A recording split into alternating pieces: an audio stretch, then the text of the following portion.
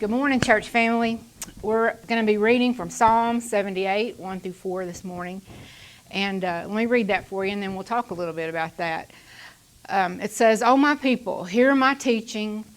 Listen to the words of my mouth. I will open my mouth in parables. I will utter hidden things, things from of old, what we have heard and known, and what our fathers have told us. We will not hide them from their children, and we will tell the next generation." So what we're going to talk about today, if you didn't figure it out in this, we're going to talk about family. I wanted to kind of start with some things that I grew up with as family that kind of shaped me and made me who I am today. But when I was young, church and prayer was really important in my family. Most of you probably know that I grew up Catholic, and we would go to church as a family I don't know how my mom did it with 7 kids, but we go to church at 5:30 in the morning. And when I would walk into that church, that's where I developed that sense of awe about who God was.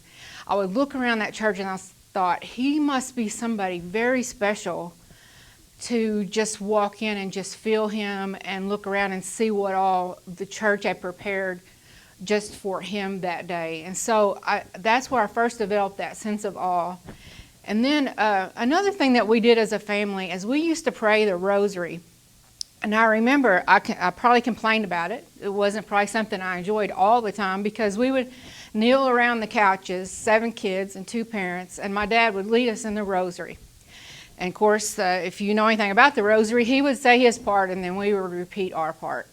But I know that's like rote prayer and stuff, but anyway, but it still, to me, was just a really special, awesome time. And we knew who we were praying to, even if we didn't write those prayers ourselves.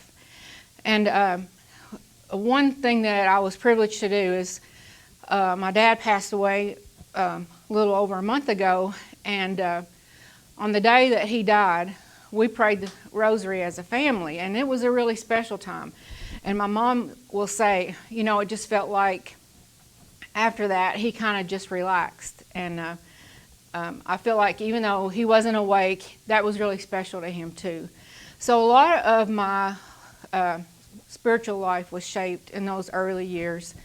And I appreciate that so much. Not all families have that, so it means a lot to me for that. But I want you to think a minute about all the lessons that you teach your kids and your grandkids when you're together.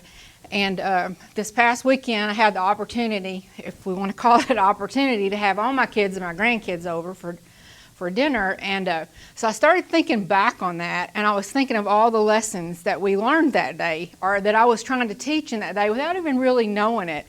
And here's kind of what I came up with.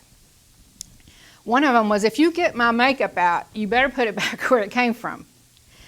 And the other one was, say hello to your great-grandma when you walk in the room, and greet everyone else when you're in the room. And you bless the food before you eat. You wash your hands before you eat and cook. You put things back in the garage so I won't run over them when I pull out of the garage. And the little t in the recipe means teaspoon, and the big T means tablespoon. Be nice to your sister, because one day you will need each other. Don't drive off in a car angry. Accept each other as you are. Turn the mixer off before you add the powdered sugar. Talking about the past is almost as much fun as actually living it. The C on the keyboard, the middle C is right below the 2 black keys, and the C is in the same place all the way up and down the keyboard. Sundays are good for naps and sports on TV, which I say that for their pops, not for me so much. And playing spoons is about the most fun thing in the world. So the last few years and months have been some hard lessons as a family for me, and I know many of yours too, because we've had a lot of tragedy of people that I know personally in the last month or so. Some lessons are learned the hard way. One of those lessons might be, when someone dies, you lay aside your disagreements, and good things come out of bad situations. Family will always be family no matter how dysfunctional or irritating. And family should be where we learn about life skills and love and companionship and history and support, protection, encouragement, loyalty, unselfishness, genuine caring, and acceptance. All family is important. Your real family, your church family, your work family, your small group family. We often refer to the people that we associate with as our such and such family. But church family is where we also learn those lessons and support each other as brothers and sisters in Christ. It's also where we learn about love and patience and kindness and hope and forgiveness. Our Christian family prepares us to be responsible adults and better parents and partners and friends and hopefully more like Jesus. Church family is a reflection of our real family, and it's very important. One of the most exciting things that I've seen in the last month as we transition back into church is the amount of children we've been seeing. When they dismiss for children's church, that just warms my heart to see all those kids running down the aisle, and they're just anxious to get to children's church. And I also can look around and I see teens and young adults that have grown up. I've watched them grow up in this church. And I've seen almost every adult in this church at some point work in a ministry that helped to witness and build those relationships with those kids and those young adults. And Cole talked about that recently in one of his sermons about using your talents. And talent could be whatever. It might be money or actually something that you've been gifted with to do.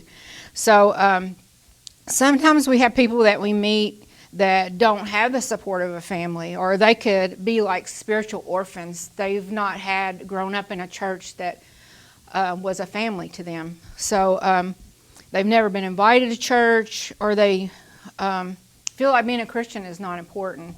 So our family ministries needs prayer and support. Actually, all of our ministries impact the family because they help us to be better and grow.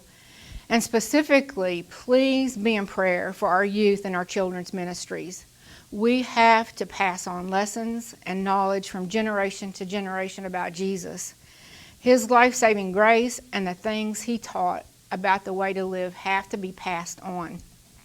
There are so many opportunities to minister in our children's department, Wednesday nights, and community outreach.